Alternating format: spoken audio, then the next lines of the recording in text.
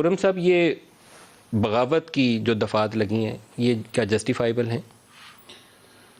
جی دیکھیے، عدالت نے نہال ہاشمی کے کیس میں ایک معیار مقرر کیا ہے کہ جی اگر آپ یہ بات کریں گے تو پھر آپ کے ساتھ، اور نہال ہاشمی آپ نے بتایا نہیں ناظرین کو، ان کو 6 ماہ کی سزا بھی ہوئی تھی اور ان کو پارلیمان سے نااہل بھی، سینٹ کے وہ رکن تھے، دونوں نااہل ہو گئے، طلال بھی نااہل ہو گیا، دانیال عزیز بھی، طلال، دانیال، نہال، تینوں ان کو تو. لیکن آئی تھنک جو نہال ہاشمی کا کیس ہے بڑا ویلڈ ہے، گفتگو میں ایک کافی مماثلت ہے. اب اگر عدلیہ یہ کہتی ہے کہ نہال ہاشمی کیس میں آپ کو گرفتار بھی کریں گے، آپ کو نااہل بھی کریں گے اور آپ کو جیل بھی بھگتنی ہے 6 مہینے کی، تو پھر آئین کا آرٹیکل 25 یہ کہتا ہے کہ نہ صرف ہر پاکستانی کو قانون کے سامنے برابری حاصل ہے، ویری گڈ، لیکن آگے وہ کہتا ہے کہ ہر پاکستانی قانون کے سامنے برابر جواب دہ بھی ہے.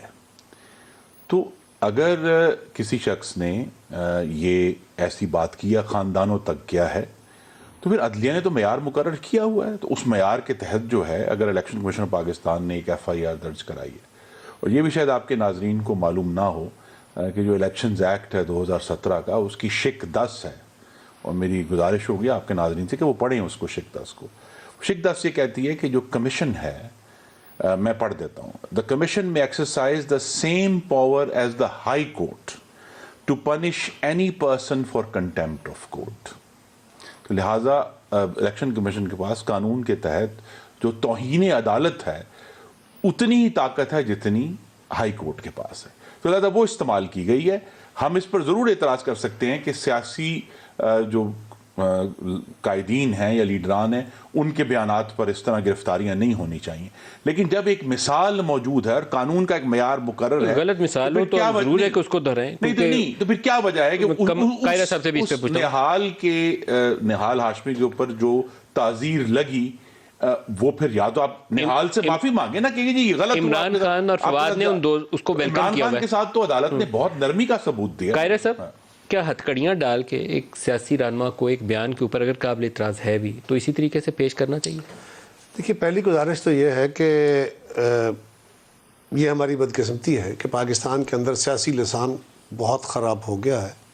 ہم ایک دوسرے کو مخاطب کرتے ہوئے، صرف اداروں کو نہیں، اپنے آپ میں ایک دوسرے کو مخاطب کرتے ہوئے بھی بہت تلخ لفظوں میں استعمال کرتے ہیں، اور خان صاحب نے اس کو ایک ہتھیار کے طور پہ لیا ہوا ہے. وہ اپنے مخالفین کو، وہ میڈیا کے ان لوگوں کو جو ان کے مخالف ہوتے ہیں ان کو، وہ اداروں کے اندر بیٹھے ہوئے لوگوں کو، وہ اپنے خاص اینگل کے تحت خود وہ ان کو گالیاں بھی دیتے ہیں، وہ ان کو الزام بھی لگاتے ہیں، وہ ان کو توہین امیز باتیں بھی کرتے ہیں، اس لیے کہ وہ خود تو بول نہیں سکتے. میڈیا تو بول لیتا ہے، ہم تو بول لیتے ہیں، لیکن الیکشن کمیشن ہو، عدالت ہو، فوج ہو، یہ سارے لوگ خود تو آگے بات نہیں کریں گے، وہ خود اس لہجے میں جواب نہیں دیں گے، لہٰذا وہ ان کو بد دل کر دیتے ہیں. ان کو ڈیفینسو نہیں کرتے، بد دل کرتے ہیں. بندہ ایک بے بسی ہوتی ہے نا کہ میں جا کے، مجھے کوئی برا بھلا کہہ رہا ہے، آپ مجھے کہیں، میں کھڑا ہو کے کہہ لوں گا آپ کے جواب میں، چلے اس سے زور سے نہ کہہ سکوں گا، جو بھی میرا جواب دے سکا کہ دے لوں گا.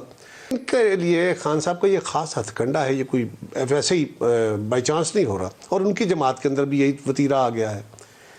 اور یہ انہوں نے صرف اداروں کے لیے، ایک ادارے کے لیے نہیں، انہوں نے فوج کے لیے کیا کام کیا ہے.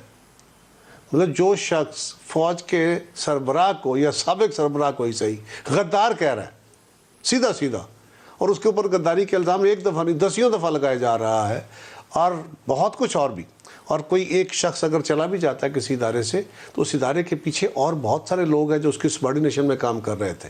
اگر اس کے ایکٹ کو آپ وہ کہہ رہے ہیں تو سبھی جو اس کے نیچے بیٹھے تھے ان کے اوپر بھی وہ لاگو ہونی ہے. فواد کے بیان کے اوپر پھر اس کو ہتھکڑی لگانا ٹھیک ہے؟ فواد کے بیان کے اوپر میں کہتا ہوں بیانوں کے اوپر ہتھکڑیاں نہیں لگنی چاہیے، لیکن بعض لفظ گولیوں سے زیادہ طاقتور ہوتے ہیں اور خوفناک ہوتے ہیں.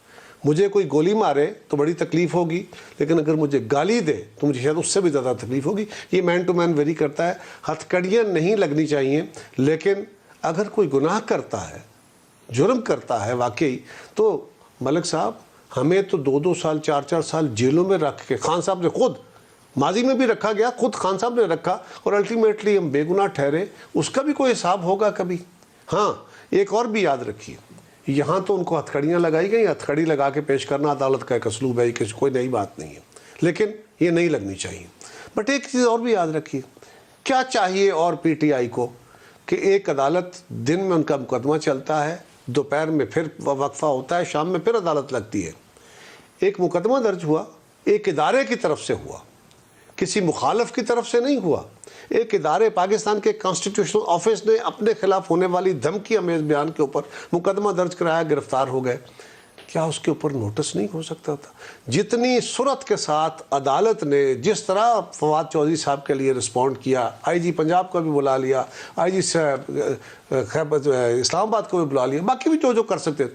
مجھے عدالت کے کنڈکٹ پہ اعتراض تو اس طرح نہیں ہے، لیکن یہ میرا بڑا سوال ہے کہ عام بندے کے لیے یا میرے لیے یا ہمارے لیے یا میری جماعت کے لیے اس طرح عدالتیں نہیں کرتی.